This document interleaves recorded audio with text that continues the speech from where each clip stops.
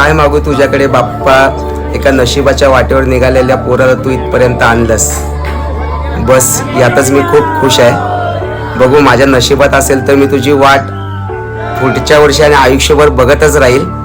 फक्त आज एवढंच म्हणेल की पुढच्या वर्षी लवकर या, मी तुमची वाट बघत असेल आणि राहील. गणपती बाप्पा मोरया.